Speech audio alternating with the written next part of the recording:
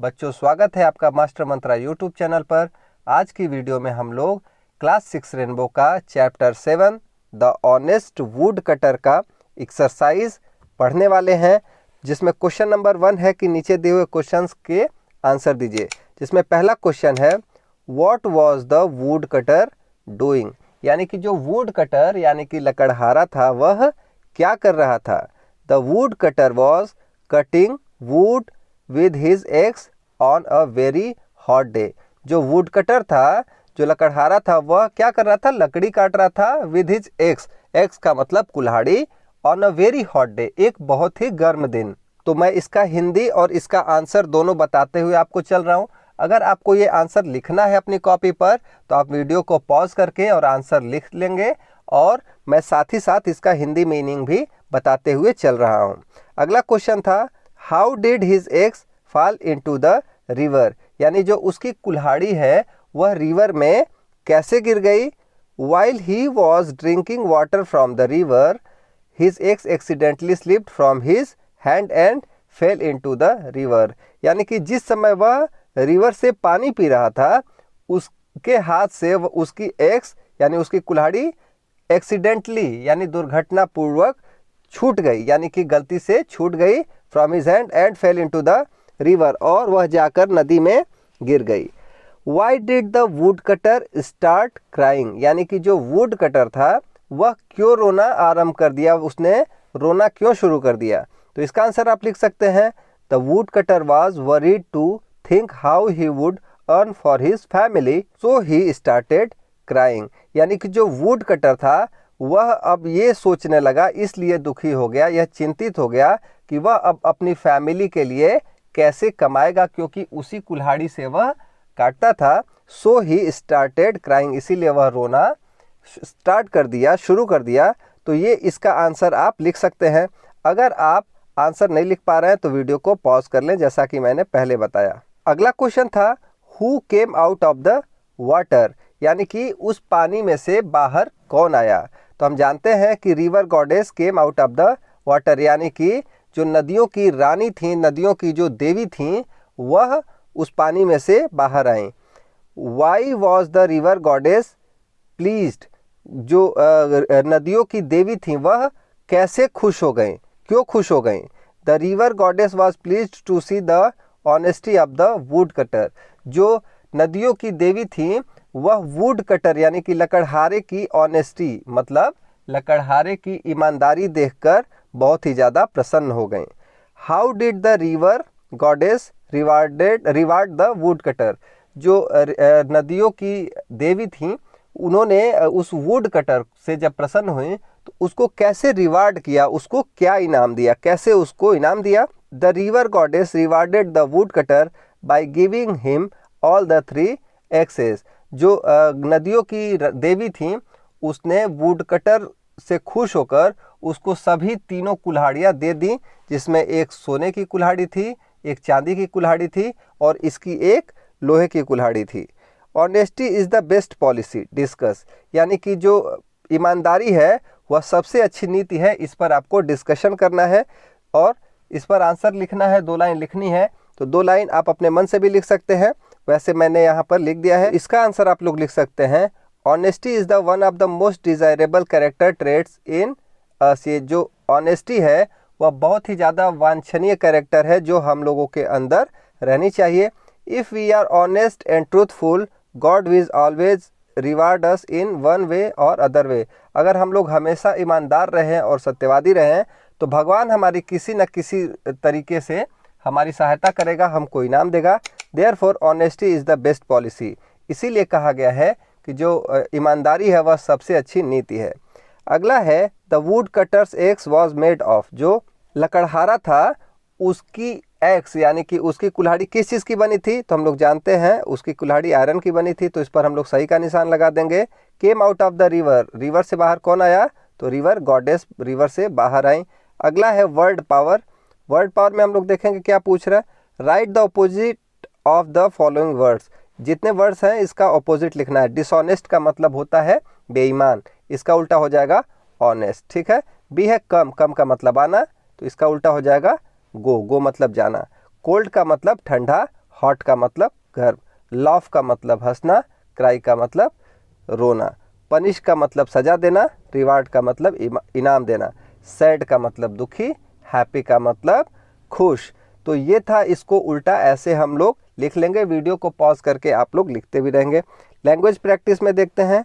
Material noun is the name of which we things are made, यानी कि material noun जो होता है किस चीज़ की, जिस चीज़ की कोई चीज़ें बनती हैं, जैसे लोहा है, लोहा की चीज़ें बनती हैं, दूध की चीज़ें बनती हैं, गोल्ड की चीज़ें बनती हैं, उसको मटेरियल नाउन कहा जाता है। जिन चीज़ों से कोई दूसरी चीज़ बनाई जाती है, रॉ मटेरियल्स, उसको मटेरियल नाउन कहते हैं। जैसे कॉटन हो गया, कॉटन से कपड़े बनते हैं। प्लास्टिक, प्लास्टिक से बहुत सारी चीज़ें बनती हैं। मिल्क से मिठाइयाँ बनती हैं, घी बनता है, दही बनता है। सीमेंट से घर बनते हैं, बहुत सारी चीज़ें बनती हैं। सिल्वर से गहने बनते हैं तमाम किस्म के। तो ये सब मटेरियल नाउन कहे जाएंगे। तो इससे आपको ये पढ़ने को, ये चीज़ें लिखने वाली हैं, तो इसको आप लोग अपनी कॉपी में लिखकर और मटेरियल नाउन की डेफिनेशन याद कर लेंगे। Choose the material noun from the box and fill in the blank. Material noun box में से, इसमें से चूज करके और आपको ब्लैंक में फिट करना है। The chair is made of, जो कुर्सी है वह किस चीज़ की बनी होती है? तो वुड, वुड का मतलब लकड़ी, कुर्सी लकड़ी की बनी रहती है। तो यहाँ पर हम लोग वुड भी लिख सकते हैं, प्लास्टिक भी लिख सकते थे, लेकिन आगे प्लास्टिक की ज़रूरत किसी और में पड़ेगी। The ring is made of gold, जो रिंग है, जो अंगूठी है, वह किस चीज़ की बनी होती है? गोल्ड की। इसमें गोल्ड है तो गोल्ड भर देंगे। The red bucket is made of plastic, जो लाल बाल्टी है वह प्लास्टिक की बनी रहती है। और the Taj Mahal is made of marble, जो ताजमहल वह किस चीज़ का बना है? वह मार्बल का बना हुआ है, वह संगमरमर का बना हुआ है। The jacket is made of leather, जो जैकेट है वह किस चीज़ का बना होता है? वह लकड़ी का तो बना नहीं रहता है, गोल्ड का बना नहीं रहता है, वह लेदर का बना रहता है। लेदर का मतलब चमड़ा, ठीक है। The window is made of, जो विंडो होती है, जो खिड़की होती है, वह किस चीज़ की बनी होती है? वह ग्लास यानी शीशे की बनी होती है। Answer the following questions in yes or no, one is done for you, ठीक है। जैसे इसमें ये सभी क्वेश्चंस के आंसर देने हैं, इसमें एक का आंसर उसने समझाने के तौर पर दिया हुआ है। जैसे पहला था, will you come to school tomorrow, क्या तुम कल स्कूल आओगे? तो इसमें इसने इसका उत्तर दिया हुआ है, no I will not come to school tomorrow, नहीं, कल मैं स्कूल नहीं आऊँगा। ऐसे ही क्वेश्चन पूछा हुआ है, do you love to play outdoor games, क्या तुमको बाहर के खेल खेलना पसंद है, आउटडोर गेम्स खेलना पसंद है?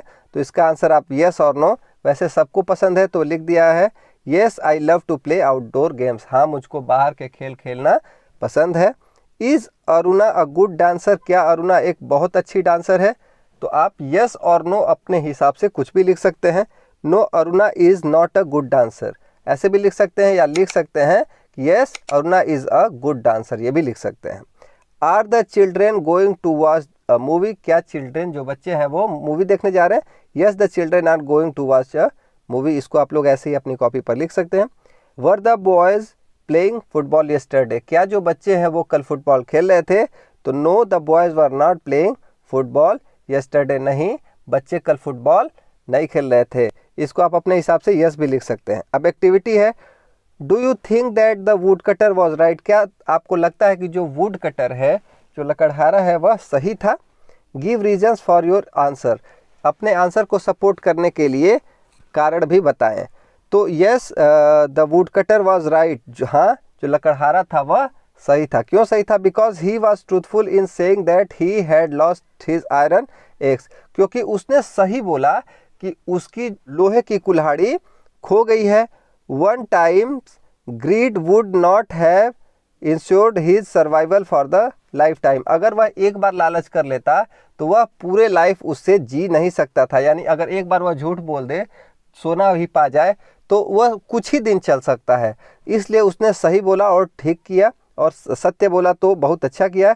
ही needed only iron axe which could strongly cut the wood and help his earn some income regularly, उसको वह लोहे की ही कुल्हाड़ी चाहिए थी जिससे वह प्रतिदिन कुछ न कुछ कमा कर और कुछ न कुछ इनकम करता रहे, अपने जीवन, अपने फैमिली का पालन पोषण करता रहे। इसलिए उसने जो किया मेरे हिसाब से वह ठीक था। इसको आप लोग भी लिख लेंगे। What would you do if you find a pencil box in the playground, अगर आपको प्लेग्राउंड में, खेल के मैदान में कोई पेंसिल बॉक्स गिरी हुई मिल जाए तो आप क्या करेंगे? तो क्या करना चाहिए हमें, वो देखिए यहाँ आंसर में लिखा हुआ है, हमें रिटर्न कर देना चाहिए।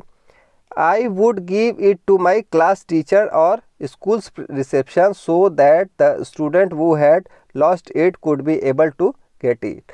यानी कि इसमें लिखा हुआ है आंसर, और आप लिख सकते हैं कि मैं इसको अपने क्लास टीचर को यानी कक्षा अध्यापक को, या फिर अपने स्कूल के रिसेप्शन पे, आपके स्कूल में हो सकता है कि हेडमास्टर साहब को दे सकते हैं, तो यहाँ हेडमास्टर भी लिख सकते हैं, उसको दे सकते हैं ताकि वह जिस स्टूडेंट का हो उसको वह वापस मिल जाए। तो उम्मीद करता हूं कि ये वीडियो आपके लिए बहुत ही कारगर असरदार रही होगी और बहुत ही ज़्यादा हेल्पफुल रही होगी। तो वीडियो अच्छी लगी तो वीडियो को लाइक करें, और आगे के चैप्टर के क्वेश्चन आंसर भी हम लोग इस चैनल पर देखते रहेंगे, तो चैनल को अभी सब्सक्राइब करें। मिलते हैं अगले वीडियो में, तब तक पढ़ते रहें, अपना ख्याल रखें। Thank you, tata, bye bye.